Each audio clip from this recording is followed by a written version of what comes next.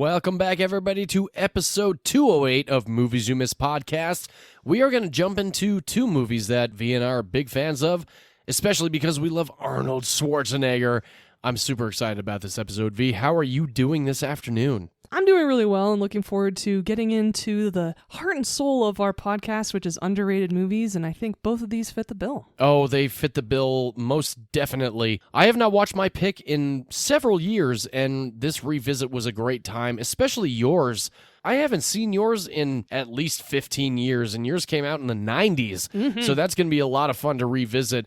If you have not joined us here at Movies You Missed podcast, welcome. We are John and Vee, friends over almost 30 years now. We've been in the entertainment industry for a handful of years, and we are here to... Collectively 25. Collectively 25, Don't be dismissive. indeed, yes. It's a lot of time. A lot of blood, sweat, and especially tears went into those 25 years.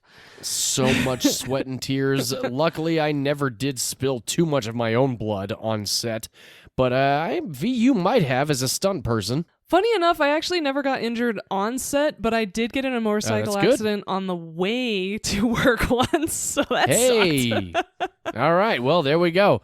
Some blood was spilled. At least sweat and tears were certainly spilled between both of us. We're here to discuss movies that have fallen under the radar, movies that we feel need to be revisited, and these are two movies that fit the bill for this podcast, and I can't wait to get into them. We also do not do any spoilers here for the movies that we pick, so if you're looking for that, find another podcast. Most of them actually spoil movies. They really do. They really do. And I love that about our podcast. We do not give the ending away of any movies that we choose. Including movies we've seen that are brand new. Yes, absolutely. Hey, you know what? What a great way to transition into the movies that we've seen over the last week. Was that a little forced? Sorry.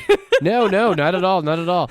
Let's, before we get really deep into these two movies that we chose, why don't we discuss the movies that we saw in the last week? I saw 4 movies over the last week. I'm so proud of myself.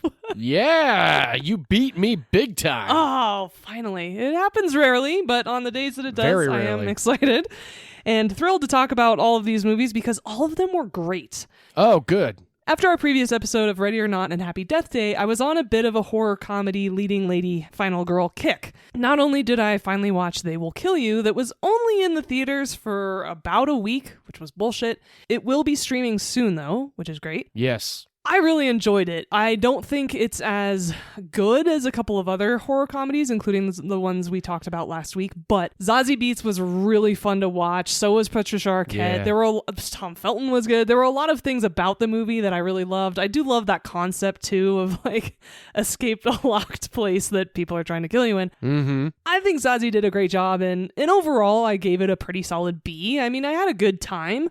It's a great time. Yeah, nothing I haven't seen before, but still really solid and certainly a movie I would recommend to others. Completely agree. There was a lot of hilarious moments. I think I talked about it a few weeks ago. Mm-hmm.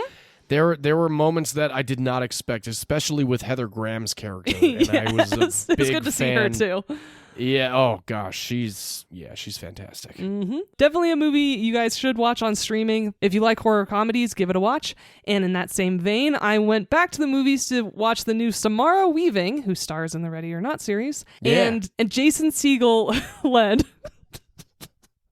It's called Over Your Dead Body. I can't wait to see this one. It was fantastic. One of my favorite movies of the year so far. It was hilarious. Oh, sweet. It was twisted. It was a great concept. Oh my gosh. And it really... I'm still friends with my ex, and we went and saw it together, and it's about a married couple trying to kill each other. So it's perfect. Hey, all right. We both had a ton of fun. He usually doesn't like messed up movies, and he loved it. He thought it was hilarious. It was very well acted. And 87 North Productions produced and made that movie. That is the same production company that made the John Wick series. Oh, nice. Lots of great action, lots of fun stunts, and Jason Segel is just so fun to watch. And Samara Weaving held her own with him. Timothy Olyphant is in it. A couple other people who you will absolutely recognize make an appearance too. Highly, highly recommend Over Your Dead Body. One of my favorite movies of the year so far. Sweet. I look forward to checking it out.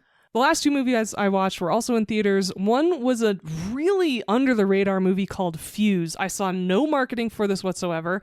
I just happened to go on the Cinemark app and I saw the poster for it, and it stars Theo James and Sam Worthington and Aaron Taylor Johnson. Oh, and I'm wow. fans of all those guys, and so I watched the trailer, and it's a heist movie that takes place in the UK. Nice. I have not heard of this one. It's great. It was a very cool story, very creative, something I really hadn't seen before. It was a good take on a heist movie genre. I had a lot of fun with it. It was very well done. Everybody acted well too. I definitely was excited to see where the movie was going. I certainly think it's better than Den of Thieves 2 that came out last year. That's also a heist movie. So Oh, yeah. unfortunately, it's going to be in the theaters for a very short period of time, I can assume. It had no marketing budget is the only thing I can think. But That is unfortunate. it really is, because it's a great action movie, great heist movie. So Fuse, keep an eye out for it, either locally in theaters or when it comes out on streaming. Really fun. I will have to. Yeah, really Hell good yeah. time. And then the last movie I saw over the last week,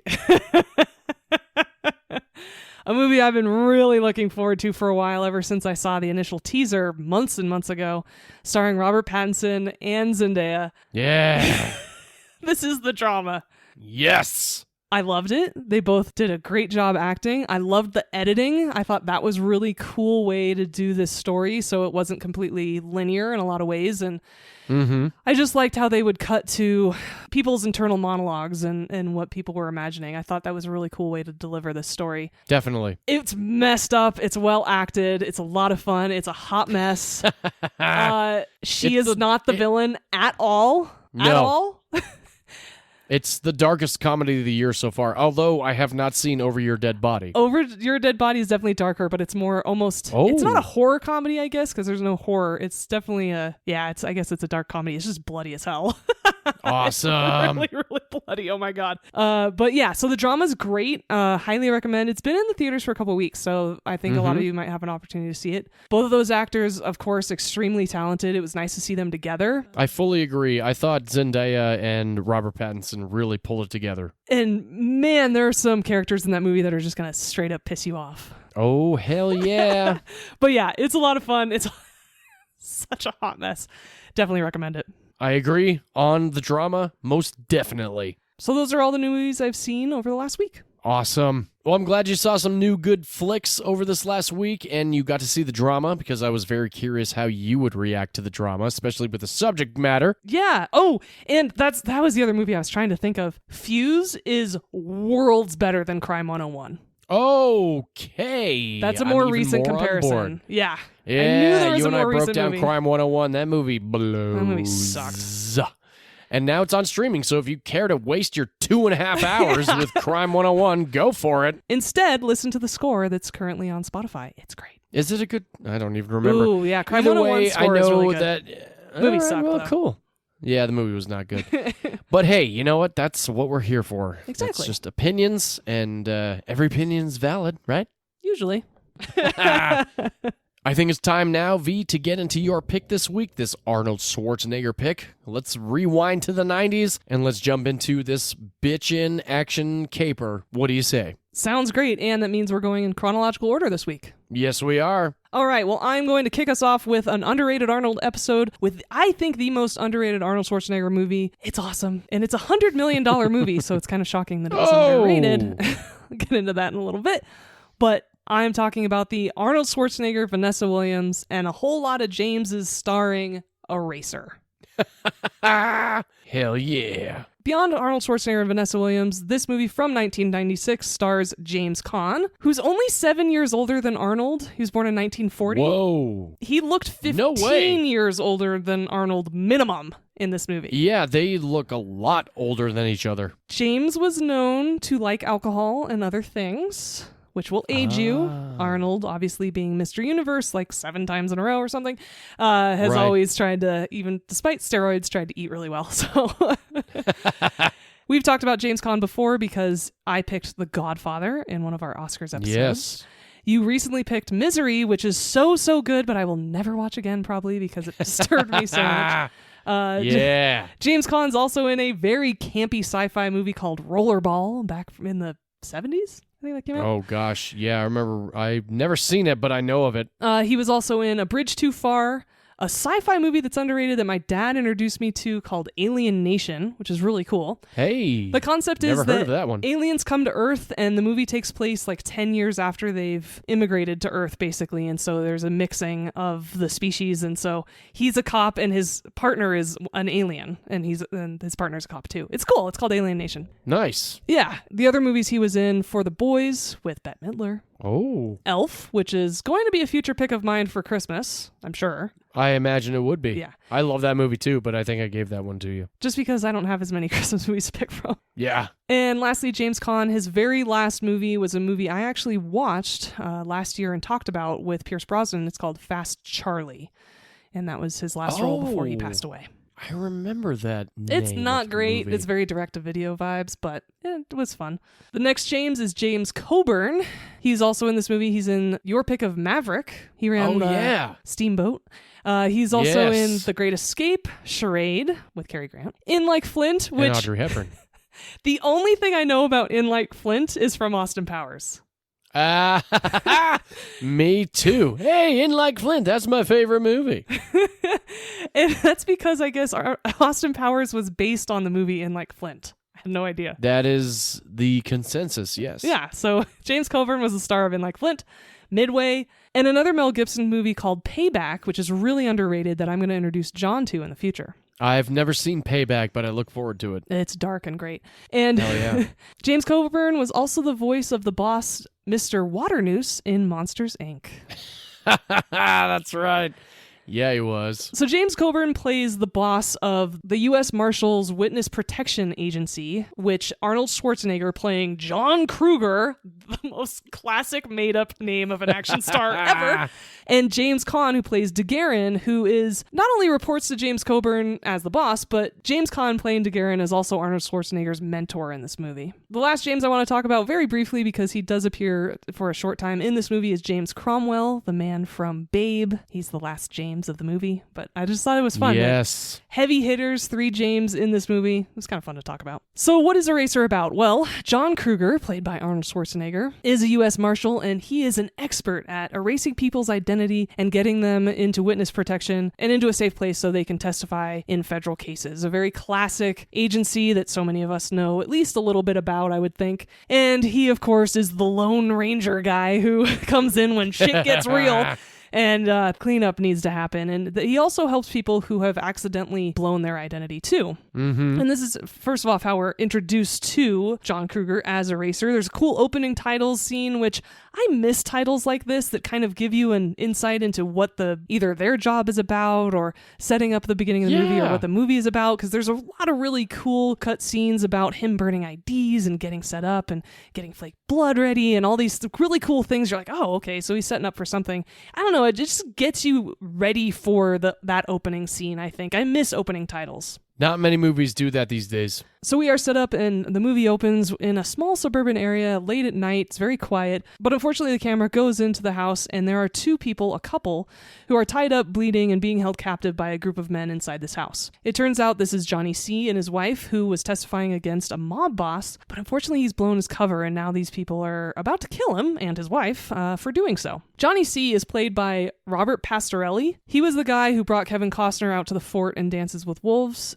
He also did a voice in Ferngully, which is cool. Oh! He was one of the friends in Michael alongside William Hurt and Andy McDowell. But unfortunately, he had a bit of a rough life. I ended up doing a bit of a rabbit hole deep dive on this because I learned a little bit from IMDb, and what it told me, it just made me super curious. Unfortunately, his girlfriend died in their home in 1999 due to a gunshot wound. It was originally ruled a suicide, but then the case was reopened in 2004 and classified as a murder. And he was the only other person in the house. Oh, snap. He overdosed from heroin a couple months later, which then closed the case because apparently he was the main suspect. Damn. Pretty wild. Yeah, that's twisted. Yes. So beyond his unfortunate personal story and the very sad end to his girlfriend, he is good in this movie. I will talk about his performance and separate the art from the artist in this case. Sure. So he is Johnny C. He's about to be killed in retaliation. And who comes busting through the door, breaking necks left, right, and center? It's John Kruger. Who else? Of course. And this is right after True Lies, so of course he's going to be breaking necks left, right, and center. He's Hell Arnold yeah. Schwarzenegger. That's what I expect. And so I just haven't seen that a lot because now we have, Jason Statham and a lot of these more martial artist, live action stars. And so that whole 80s and 90s big burly action stars that just comes behind you and breaks your neck. It's not a thing as much anymore. So I kind of had to adjust when I started watching this movie. Makes sense. Yeah. So, but he comes in, saves the day, of course, and he actually fakes their deaths, sets the house on fire because of course he will. And they drive away, and Johnny says, "Oh my God, you saved my ass. If there's ever any help you ever need, let me know." So now we know what Arnold Schwarzenegger does in the U.S. Marshal Service, and he shows up the next day to work in Washington, D.C., and he gets introduced to a case involving a woman named Lee. This woman's played by Vanessa Williams. This is her best role. She got famous by being Miss America. She also had a singing career, which was pretty good. Mm-hmm. She's in a movie that's super underrated called Dance With Me. Remember back in the 90s, there were a bunch of dance movies that came out a couple years in a row? Yeah, it's her and Antonio Banderas, right? No, it's her and Cheyenne. Who the hell's that? He was a famous Latin singer. Oh, okay. Well, He's cool. Very cute. I thought it was Antonio Banderas. I know. No, There that's was some another Antonio dance movie. And then there's one with Richard Gere, which was really random. Yeah. Okay, I'm getting them all mixed up. Yeah, there were a bunch of them in the 90s. It was a thing. There was. Yeah. There were. So, reminding everyone about that streak of movies that came out.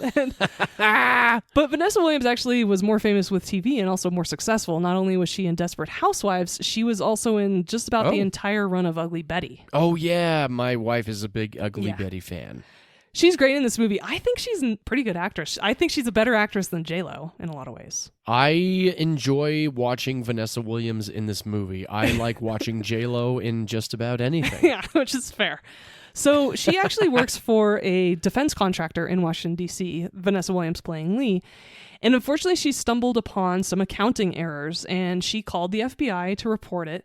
And they've roped her into actually stealing some information, some data from this company so she can testify against them. This is where John Kruger comes in because he's going to set her up with her new identity.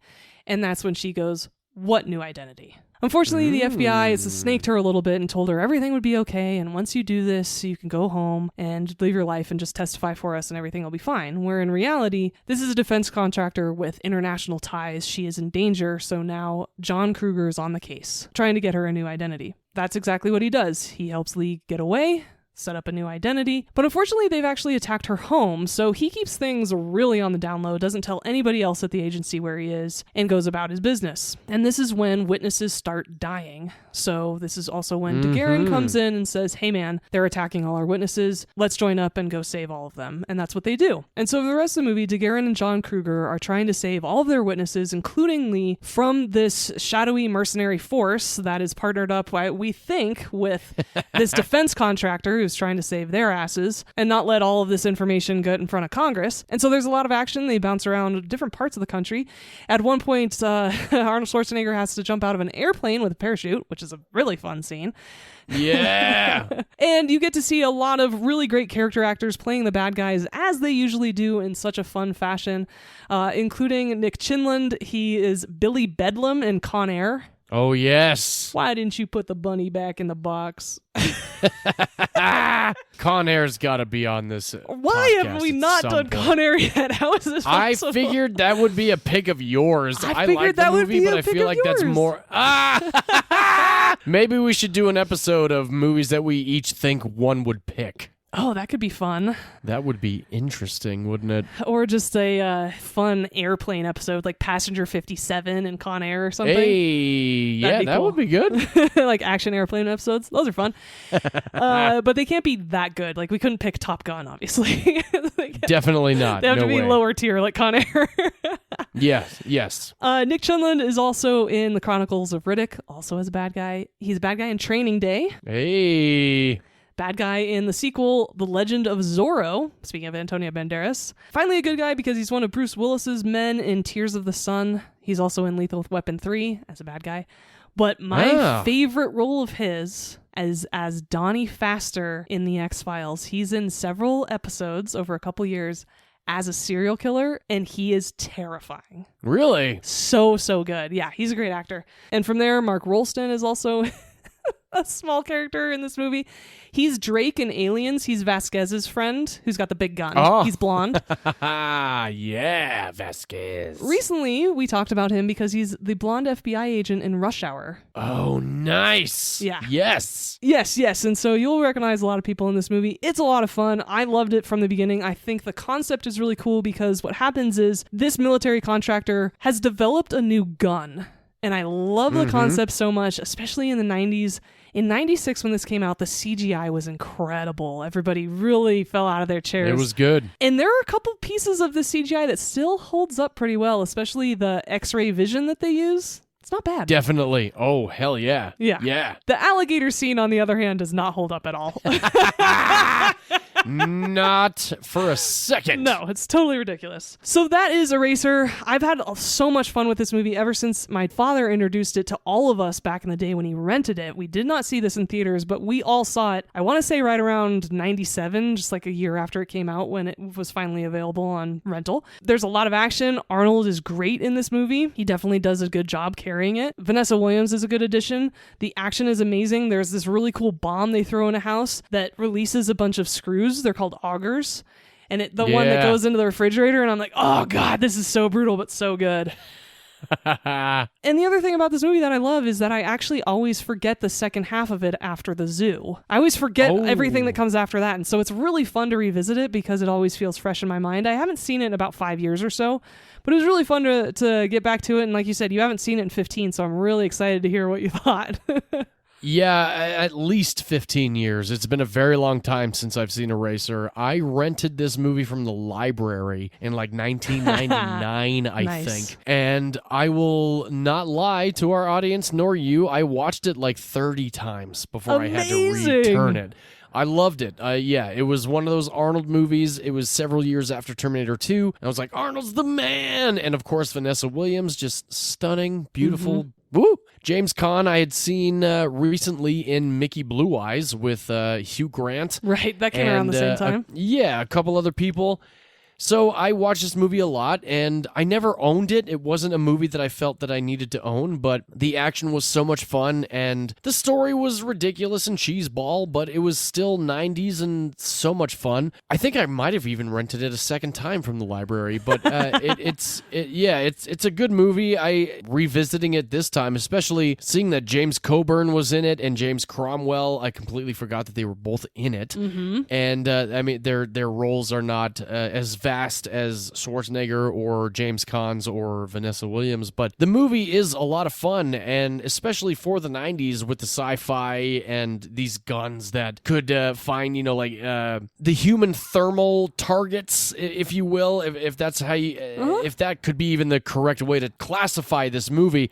These guns were bitchin', and at one point, Arnold is seen shooting two of them at once. Yeah, of course. And that's typical Arnold Schwarzenegger type stuff. So it was a great revisit. I have always been a fan of this movie. I still don't own it, but it's likely one of those movies that if I saw it for like $1.99 at like a local record shop or one of those if I see it like at the Goodwills library or something like that. Yeah, exactly. Yeah, I would own it and have it in my repertoire. It's a fun movie, and I'm glad that you picked it to go along with my movie, because both this movie and my movie have at least a 4 to 5 year span between each other, but there's a lot of similarities with the science fiction going on. I'm excited to get into my movie soon, but I still very much enjoy Eraser. Good. I'm so glad to hear that. And yeah, I would say that mine is much more action-oriented than yours is very much in the sci-fi realm of things. But yes, there are some fantastical elements to mine, including the weapons that they use. So that's very true. And I think it's a really well-written script. Obviously, having strong actors in it helps a lot. I mean, James Caan and all the Jameses delivering their lines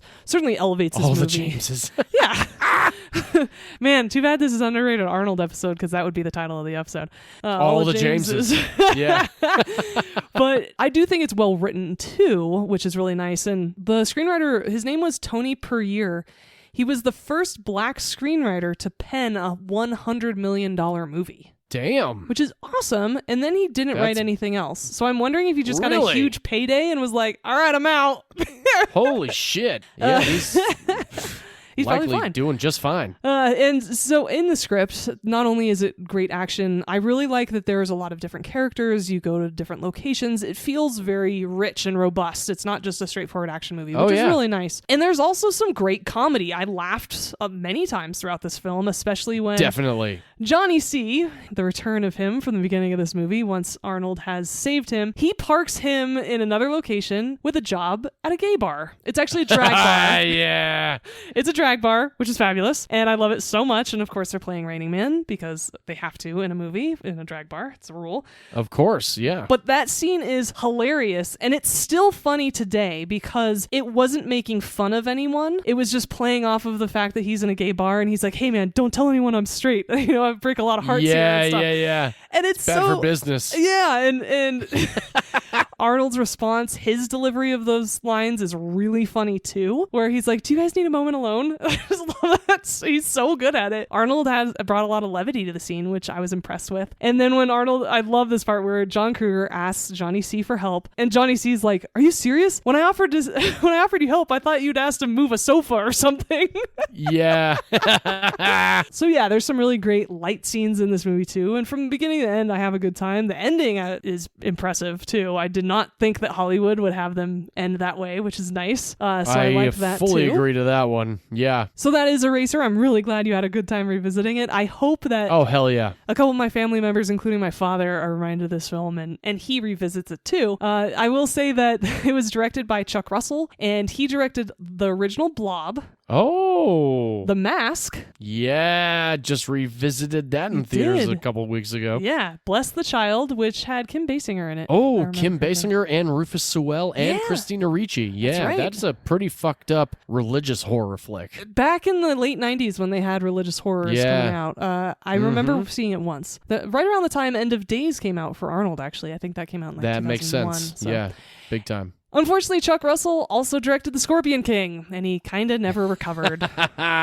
Oh, that's too bad. It is too bad. As long as one of us still breathes. Yeah. That's the only line I really remember from that movie. That movie sucks so bad. And Stephen Sommers created a really cool villain with Mummy Returns with Scorpion King and became a terrible It was complete spin-off. dog shit. Awful. God, that movie's Awful. terrible. But on a $100 million budget, Eraser unfortunately only made $101 million in the U.S. But Oh, damn, really? which is why it's underrated. However, it made $242 million worldwide, so it did well. All right. It was good. And because it cost $100 million, this was the most expensive film of 1996, tied with another film, which is bonkers to me. It's a movie you will be picking in the future that you are introducing me to because I've actually never seen it. It's an animated film. Oh, really? It's from Disney. It takes place in France. Takes place in France. Uh-huh. Wait, Hunchback of Notre Dame? Yeah. Whoa! Yeah. What the hell? Are you serious? Wow! I know. That boggles the fuck out of me. Right? Whoa! I'm sure that's something you'll talk a little more in depth when that movie pops up. Well, I'm gonna have to now. I didn't know that. Yeah. I don't know if that's in any of the trivia for Hunchback of Notre Dame, but we'll find out. We will.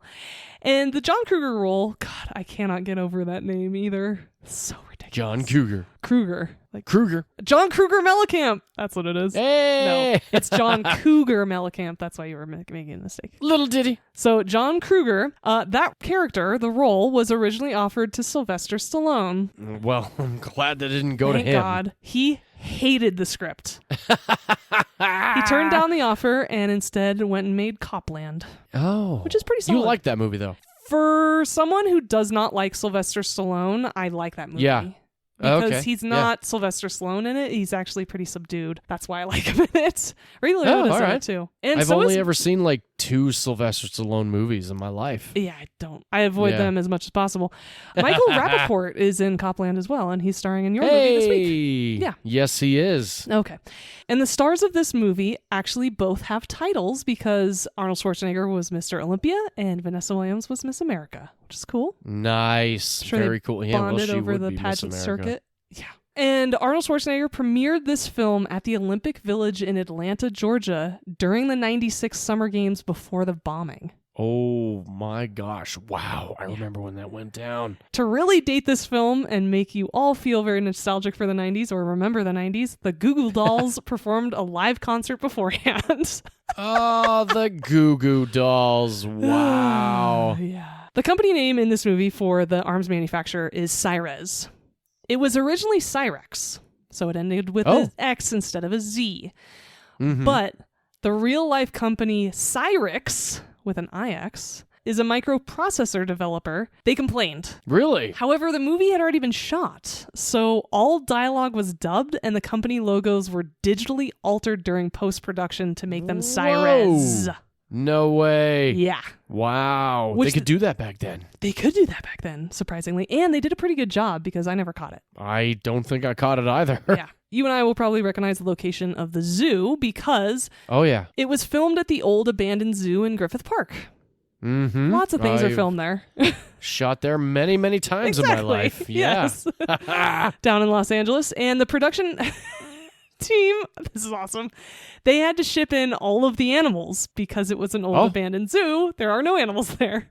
So all of the animals had to be shipped in. And this old zoo is part of the 3,000 acres that Griffith, I love his name so much, Griffith J. Griffith, the industrialist, he donated those 3,000 acres. He donated the funds for the zoo, also the Greek theater, and the Griffith Observatory. That's why it's called Griffith Park. So that is the site of the zoo scene. And the cool thing is the zoo still has not been torn down and they still film at it. Wow, yeah. The amount of times I have hiked Griffith Park and been to the abandoned Griffith Park Zoo is endless. Endless. I mean, we've both completely lost count, right? Oh, yeah, absolutely. Big time. Another reason why this movie holds up so well is because the cinematographer was Adam Greenberg. He was personally... I know that name. Oh, yes. We both do. He was personally chosen for the job by Arnold Schwarzenegger because he was the cinematographer for the first two Terminator movies. Adam Greenberg was also the cinematographer on Three Men and a Baby, Alien Nation, which is funny because I just mentioned it. Turner and Hooch, Ghosts, Sister Act, Dave. Nice. Former pick of mine, which also stars Arnold Schwarzenegger for a very hot second. I don't remember him and Dave at all, but that's great. Yeah, when he's talking about healthcare and nutrition and pretends to eat a donut. And Arnold Schwarzenegger's like, don't eat donuts. It's really cute. Anyway, Adam Greenberg was also the cinematographer on Sphere, Rush Hour. Hey. Yeah. Collateral Damage, The Santa Claus 2. Hey. And Snakes on a Plane. Oh, motherfucking Snakes on a Plane. Yeah. You know, Collateral Damage is not a bad movie. John Leguizamo's in that one, our good buddy. It's not a bad movie. It's not as good as Arnold's Heyday, which I will talk about in a second. Definitely not. It's not terrible. No, it's not bad at all. And for Eraser, Adam Greenberg had the movie filmed almost entirely on handheld cameras to make the audience feel closer to the action. Oh, cool. He would use up to 7 cameras at one time. Whoa. Nice work. Yeah. And apparently Arnold Schwarzenegger had a lot of fun in this movie. He was hooked up to 7 different flying rigs throughout the film, which is always fun. Whoa. And James Caan said, Arnold and I had fun. We did that macho stuff, but we were always poking fun at it too. So it's nice to know they had a good time on set. That's great. And Vanessa Williams performs the end credit song, Where Do We Go From Here? Mm-hmm. She does. Total 90s status. Oh, yes, absolutely. It's even worse than any Celine Dion 90s song. Or that Tia Carrere song at the end of Batman Mask of the Phantasm. Oh. That song's awesome, actually. Yeah. And Eraser is an Oscar-nominated film. Makes me so happy to say that. Yes. What? Really? Yep. It was nominated for Best Effects Sound Effects Editing at the 97 Oscars. Well, look at that. That's cool. And I'm going to leave one piece of trivia until after we have our conversation. Okay. And instead leave off with Eraser has a sequel in the form of a video game. No kidding. Yeah. It's an FMV video game, which I had to look up. I didn't know this. Full motion video, which is interactive titles using pre-recorded live-action footage, which sounds like a lot of fun. I'd like to play an FMV game. And I do too. It's a rail shooter with some adventure elements, and it's called Eraser Turnabout, and it came out the following year. Fascinating. I'm very curious about that one. Me too. So we'll have to look that up and see what console it's played on. Hell yeah. So that is Eraser, coming out in 1996, starring Arnold Schwarzenegger, Vanessa Williams, and all the Jameses. I'm so glad you enjoyed revisiting that film. I think you've technically seen it more times than me, though, based on your rental history, which is a lot of fun. I think I definitely have seen it more times than you, yeah. I was a big fan of this movie in the late 90s, early 2000s. Which is great. That makes me super happy. I'm glad you enjoyed revisiting this film and my pick this week. And now it's time to hand it over to John so he can talk about his underrated Arnold Schwarzenegger pick. All right, let's jump into my pick this week. This movie comes out 4 years after V's pick. 2000 was the year, so this movie came out after the millennia, after Y2K, all that good stuff, which is pretty interesting because this movie has to deal with human cloning. God, that was such a big conversation in the 90s. It really, really was.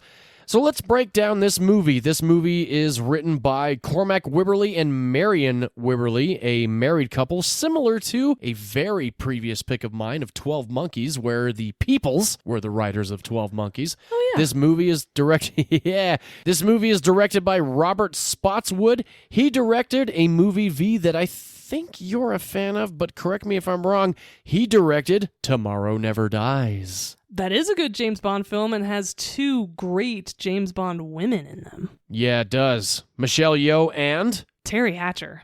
And she looks Terry Hatcher. phenomenal in that film. Mm-hmm. That's a great... I need to Indeed revisit she that does. movie. I should revisit that too.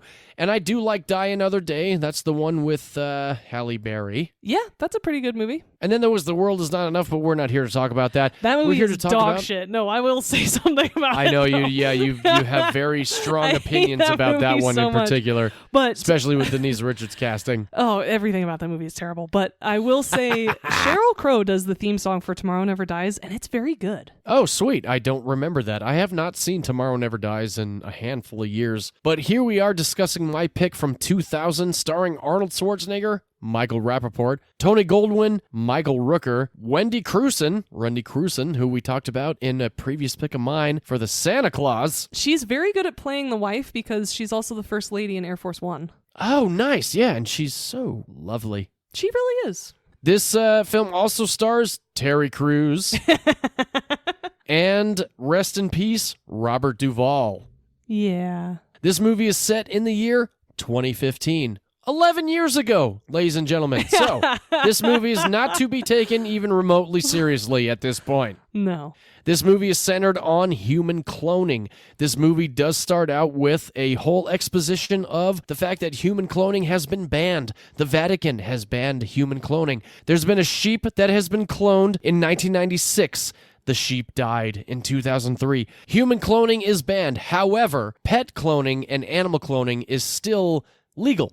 And we know this because around the time that we are introduced to Adam Gibson, who is played by Arnold Schwarzenegger, his daughter's dog is on the verge of passing away, and his daughter wants to get a repet, which is a cloned version of her dog. And it's also Adam Gibson's birthday, and she asks him, "Hey, Dad, for your birthday, can I get a present? Can we reclone the dog, please?" And he is all about not really cloning this dog because he doesn't know if this is going to be a true clone or not. There's commercials on the TV, and this is one thing that's really cool about this movie, by the way. The movie is titled The Sixth Day. I have not even mentioned the name of this movie. It's okay. You've been sick for the last week. And if anybody has noticed that my voice is a little off, it is because I am a clone. Here we are right now. No, I've just been a little sick. I've been dealing with a head cold.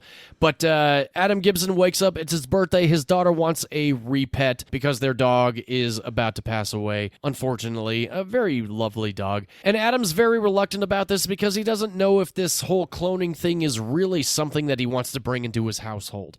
But he is also a helicopter pilot. He brings the rich and famous up into the mountains to go on ski trips. He brings them on helicopter tours of the city and these mountains. And he's got a partner played by Michael Rappaport, who, if you don't know who Michael Rappaport is, he's a comedic actor. He's been on a couple of TV shows. I think we've mentioned him a few times on this show. Probably. He's a character actor who's been around. I'm pretty sure I have because I'm pretty sure I have because I do remember mentioning that he was Phoebe's boyfriend for a hot second in Friends, where he's the cop and he shoots the bird.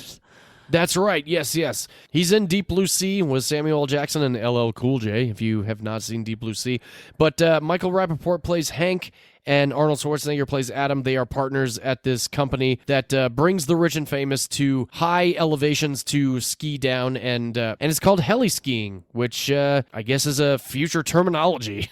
No, that's current. I've looked into heli skiing trips myself, actually. Oh, well, no, wonderful. it's actually just the term. So you're a heli skier then?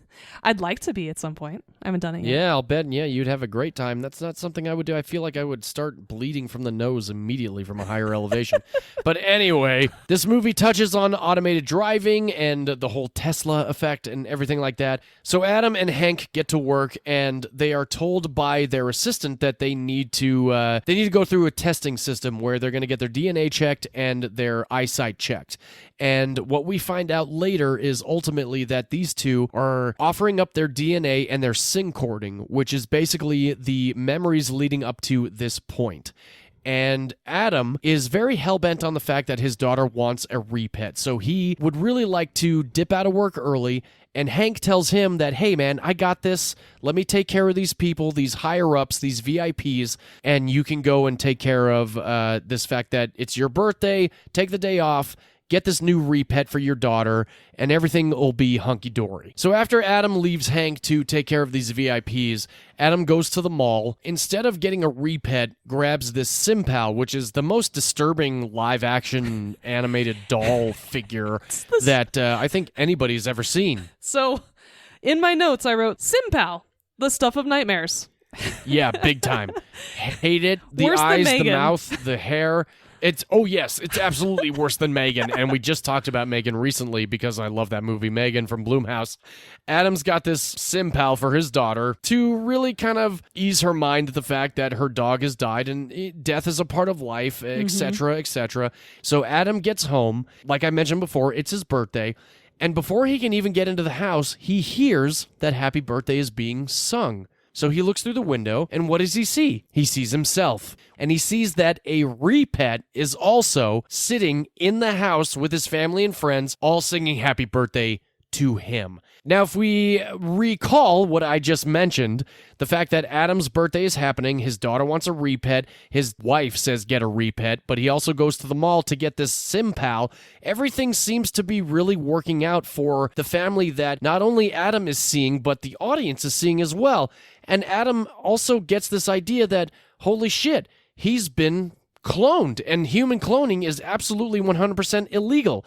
So while he's watching this happen, we have these people show up at his house. Robert and Talia show up, who are played by Michael Rooker and Sarah Winter, and also Vincent, played by Terry Crews, which this is his first speaking role. And I think about a year and a half or 2 years ago, I said that Terry Crews' first film was Training Day.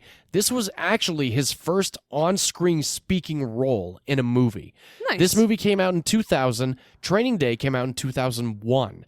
And Terry Crews has been on record saying that Sixth Day was his first speaking role in a movie, and Training Day he got thrown in because he was security on Training Day. That's right. Yeah. Very cool. We also have Wiley, played by Rodney Rowland, who looks like Steven Dorff. I could have sworn that it was He Steven does Dorff. look a lot like Steven Dorff. That is Thank you. great Yeah, reference. when I watched it the last time, I was like, that's fucking Steven Dorff. It's not Steven Dorff. So Adam is told by Robert and Talia that he needs to come with them, and something is absolutely incorrect going on here. One thing leads to another, where Adam ends up stealing the family van and trying to evade these people, Robert and Talia and Vincent and Wiley, while he's thinking that he has ultimately been cloned, and he is trying to get back to his family and figure out why somebody else is living out his life. This leads to the bombshell realization, not only to Adam or Hank, that humans are ultimately being cloned. And Adam needs to figure out a way to find out how and why he has been cloned, and he needs to contact Dr. Griffin, played by Robert Duvall, to ultimately get his life back. And for the rest of the movie, we're along for the ride while Adam tries to get in touch with Dr. Griffin, played by Robert Duvall, and ultimately get in touch with the head honcho, Michael Drucker, played by Tony Goldwyn, why humans are being cloned and how he can regain his life back. And this movie becomes an absolute Arnold Schwarzenegger masterpiece of intense action, fantastic science fiction, and hilarious moments, not only between Arnold Schwarzenegger, Tony Goodwin, Michael Rooker, and everybody else. So Michael Rappaport playing Hank, there's a lot of comedic relief with him. There's a lot of Ready Player One and Blade Runner. Who's real? Who's a clone? I've been a massive fan of this movie ever since it came out. I unfortunately did not see it in theaters, but I really wanted to. But I have owned the DVD for the last... now 26 years, and I have watched this movie a handful of times. And I don't remember, V, if you said that you've seen this movie or not, but I'm very curious what your thoughts on The Sixth Day are. And we never actually got into this, but there's a little bit of biblical lore for this movie. On the sixth day, God created man, right? So I'm curious what you thought of this movie, if you hadn't seen it before, or if you had, and how your revisit was to it. Well, his name is Adam. So yes. Yes, and Eve was the other one, I believe? Yes, there are religious overtones. Yeah, what do you mean you very much believe? so. You're the one who grew up Christian. Why are you asking me? Did I? Well, I you try to should forget know that as much as possible. Oh my God. Anyway, I've been watching this movie since my dad brought it home for us, similar to Eraser, I think either in the year 2000 or 2001. Nice. And I've been watching it ever since. I haven't watched it in a lot of years, at least 10. And it was a very fun revisit. I used to love it as a kid. I thought the concept was really cool. I thought it was very futuristic. And for the most part, I had a good time. I liked a lot of the aspects of it that were supposed to be in the future, and they've actually come to fruition, like the smart fridge of saying, "You're out of milk." Ordering new milk, things like that. Yeah, that goes actually back to some friends of ours that Amy and I have in Sacramento. They have one of those smart fridges. While we were in their kitchen one night making dinner, they were watching YouTube videos. And then when I watched this movie this time around, I was like, oh my gosh, wow, this thing actually did come to fruition. I don't know if they ever ordered milk or anything like that, but I do like that whole automated system was pretty sweet. Yeah, I think so. And also, like you said, the self-driving cars, very relevant to current times. I do like that in this movie, Arnold says, "I might be back." To the repet sales guy, which was kind of perfect. Yeah. Definitely a nod to some of his earlier better work. And it was a pretty good revisit. I think overall it hasn't aged as well as mine. I do think it's a bit campy. There is some cheesy dialogue. It definitely has more of a direct-to-video vibe than mine. And so overall, I don't think it's as good or holds up as well, but it's still fun. It's still a great campy sci-fi movie and definitely worth watching, especially on like a Saturday night when you just want to have some fun and popcorn. And I like combining popcorn and Reese's Pieces. I think your wife does too. Amy is a big popcorn Reese's Pieces fan for sure. I used to do peanut M&Ms, and then she introduced me to Reese's Pieces, and they are superior. See, I like the peanut M&Ms idea more. Yeah, I'm a big fan of peanut M&Ms. Yeah, they're good too, especially with popcorn. So, yeah, I mean, I definitely had fun, but I was surprised that, because I hadn't seen it so long, about how much I thought this was a pretty campy movie. So, it's good. I mean, I give it a solid C+. I'd certainly recommend it to people who wants to watch these kind of movies. And oh, yeah. But it's not a masterpiece, right? Oh, no, it's far from masterpiece status. But I did like seeing everybody in it, especially Terry Crews and Michael Rooker. He's great. He's been in so many movies over the last couple decades, and he always pops up in really fun places.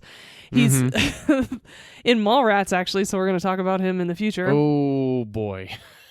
He's also in Cliffhanger, JFK, Days of Thunder, that Tom Cruise racing movie.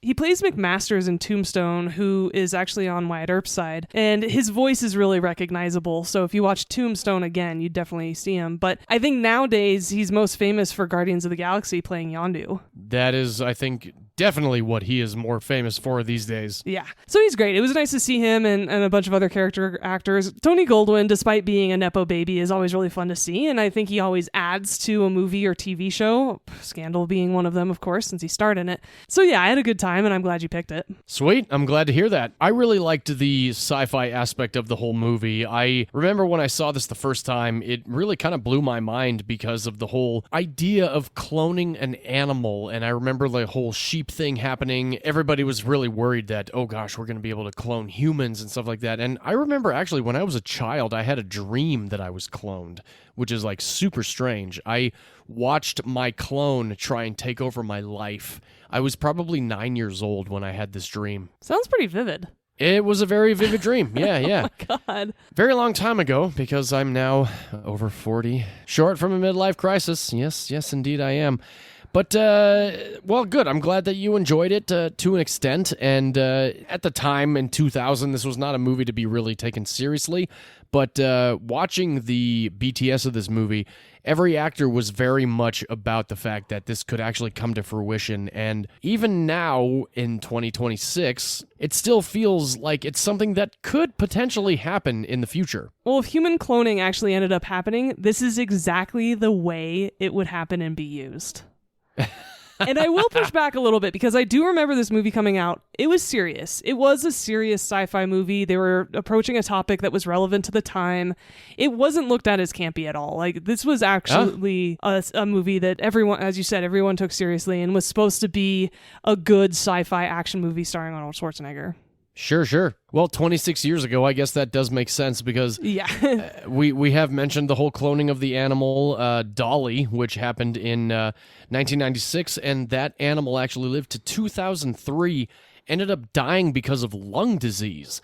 And that's pretty intense stuff, considering that it was a cloned animal. And that made me kind of wonder, like, okay, so Dolly, the animal that was cloned, did the actual animal that was cloned die of lung disease at a certain time later on in life? Right. Did it have the same disease? Yeah, so far I have not been able to find anything relevant to that, but it makes sense because if you do clone a human, say you're cloned or myself are cloned or my wife is cloned, is the clone of my wife going to have hyperobstructive cardiomyopathy?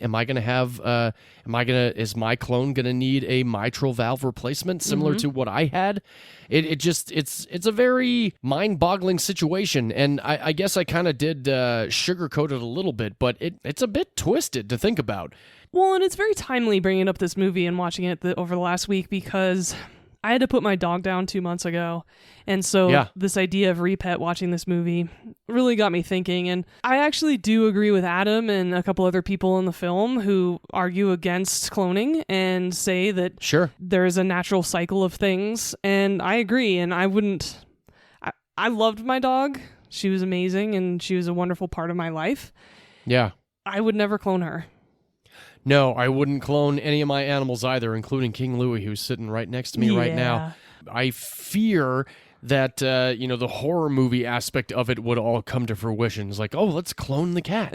And therefore he becomes a murderous, rampaging cat that, for whatever reason, vampiric. So. Yeah, he bites a lot. He's a biter. Only because you harass him. No, I don't harass my kid. He's my boy. He's my son. It's a complicated topic to really kind of get behind for a lot of people, including myself and you as well. And if my wife were to pass away, I don't know if I would want anybody to be cloned. I don't think I'd want her cloned. Wow, I think tell her that. No, she would be fine with it. We've had many conversations of the fact that if she were to pass before me, she would be dead and she wouldn't care what I do after that. It still kind of falls into the whole idea of why would you want to clone yourself? And now, of course, the whole idea in this movie is you can conquer death, right? Like you can continually live on for centuries and years and decades, but it's not you. You are not the one that's going on in life. It's just the memories that you have been given to this scientific company that is now implanting it into a clone of yourself that feels that they are you, which they're really not. Yeah, I agree. Yeah, so there's a lot of gray areas. There's a lot of problematic situations and a lot of things that really kind of pop up that I feel like the natural order of things would really be disturbed, if you will. Yeah, and in whatever context that means, right? I mean, in terms of the natural order of the universe or religion or spirituality, whatever that means to you, and it can have many connotations, I totally agree. Well, I'm glad to hear that. And I'm also glad to hear that you enjoyed the movie. For the most part, yeah. I do think mine's for the better. most part. Aww.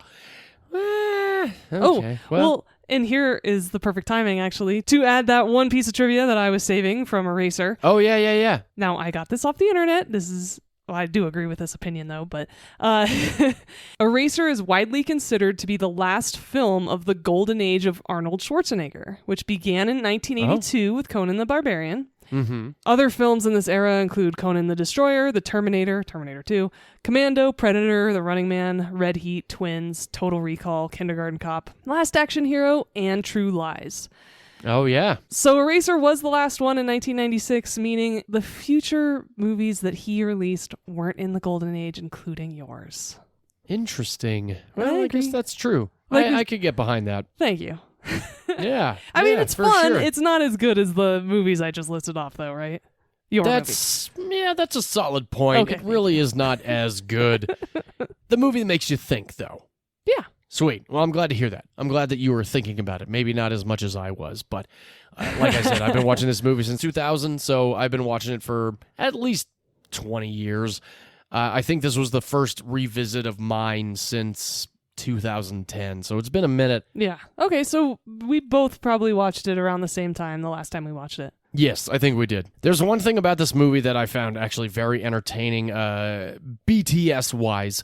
The Razzies came up around the time that this movie was released, and Arnold Schwarzenegger was nominated for 2 roles. And V, I'm sure you understand why he was nominated for 2 roles. God, what was the other one? Give me a hint. Well, he played Adam Gibson twice in this movie. Oh my God. There wasn't another movie that came out around the time. No. Yeah. That's just cruel. That was it. Oh, brutal. And another cool thing about this movie, in the DVD commentary and a featurette documentary made on this movie, which I've watched all of them several times, and they're very interesting. This movie was set, like I mentioned before, in 2015. There was another movie set in 2015 titled Back to the Future Part 2 that came out in 1989, just like this movie was set in the year 2015. Yeah, it's so funny when you watch old movies and it's set so far in the future for them, and it's like 2008. Similar to Terminator 2 or Event Horizon. Wasn't Event Horizon like 2027 or something? I think Event Horizon was very close to the year that we're in right now. Yeah. Oh, God. I love seeing stuff like that. I do too. I wish we had hoverboards, though. That would be awesome. Oh, I absolutely wish we had hoverboards. That would be amazing. Jack Nicholson was considered for a role, but he was deemed too expensive. I wonder, V, if you might be able to pick the role that he was considered for. Well, age-wise, I would say Robert Duvall's character, but he doesn't seem like a scientist. In fact, I would put him more like Tony Goldwyn's character, but that doesn't make sense either because he's too old. No, that's absolutely right. Tony Goldwyn's character of Michael Drucker was originally offered to Jack Nicholson, but he was too expensive to take the role. Yeah, that wouldn't have worked. I think it would. After I read that, when I was watching the movie, I was like, you know what? I could see him be like, yeah, you can be totally cloned right now. Like totally joke. Well, maybe not. I don't know. No. Okay. Kevin Costner turned down the lead role of this movie of Adam Gibson. I'm so glad that happened. Bruce Willis could have been a good one, though. Bruce Willis would have been a great choice for Adam Gibson. That would have been a blast and a half. Hell yeah. Alec Baldwin could have been interesting. Maybe.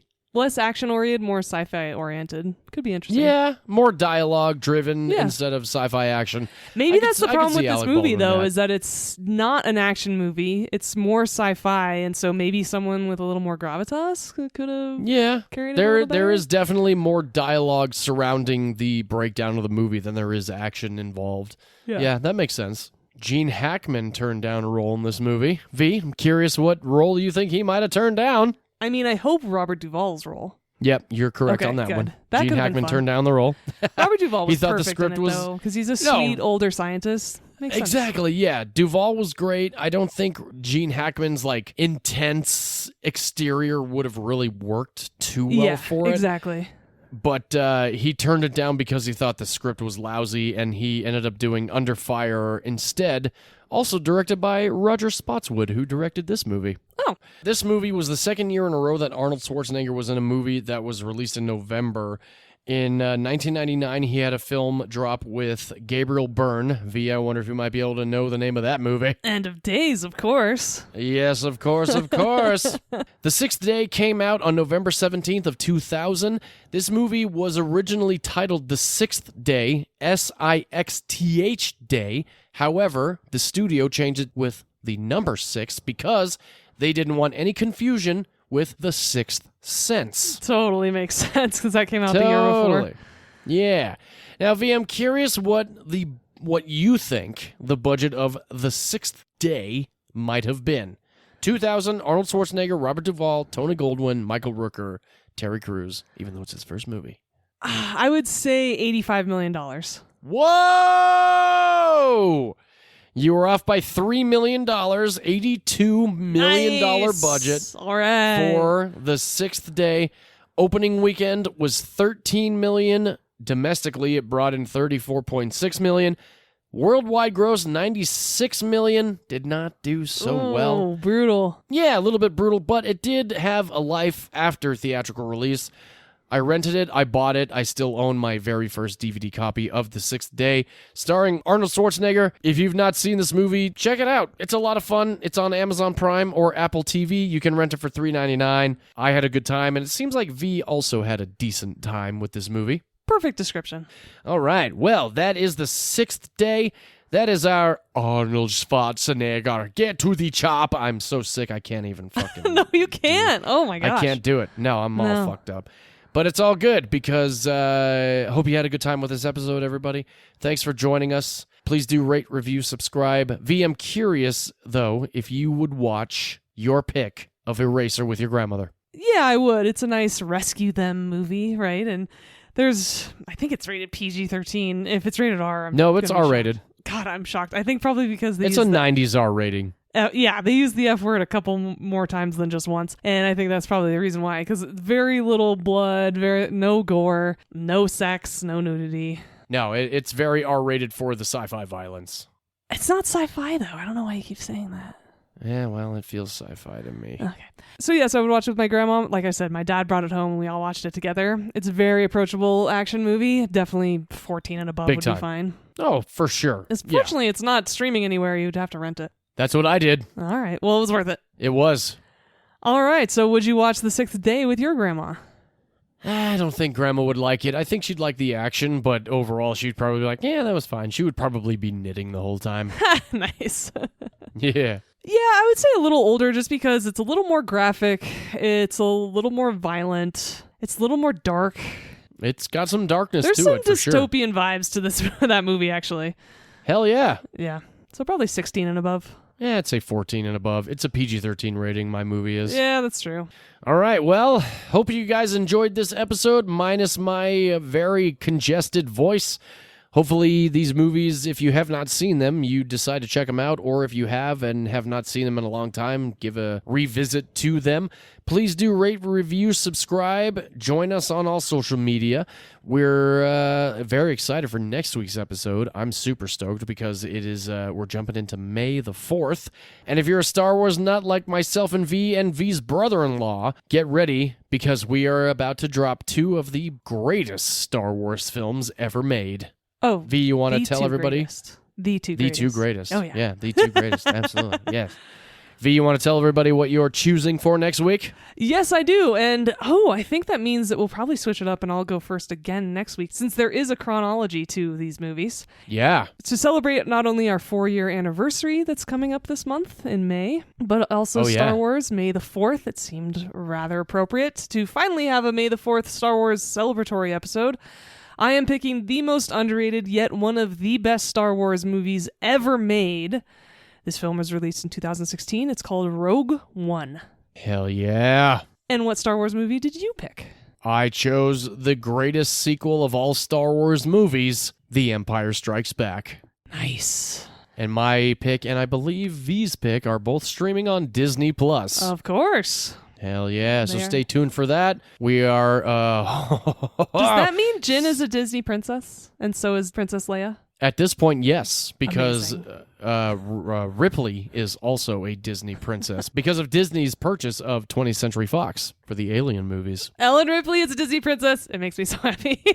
Hell yeah. She deserves to be one. Oh, she absolutely does. And so does Jin, and so does Princess Leia. Oh, it's going to be a great episode. Can't wait to get into that with you, V, and our audience for next week. And to close us out here at Movies You Miss Podcast, film is a form of art, and in art, all opinions are valid, except if you think Arnold Schwarzenegger isn't capable of releasing yet another underrated Golden Age level movie. Hell yeah. He could still make something awesome. He absolutely can, and I'm not even going to try and imitate Schwartz with my terrible congestion. No, don't. But I will say that his social media is really awesome. He's very positive. He's very encouraging. He's all about health and fitness and just being an optimist. He's a really good dude. My mom loves following him. His social media is a blast to follow. If you don't follow it, check it out. Yeah. Absolutely. All right, we'll see you guys next week. Cheers, everybody, and get to the chopper! I mean, he does play a chopper in this movie. That was appropriate. Yeah, he does. All right, everyone. Bye-bye. Cheers, everybody!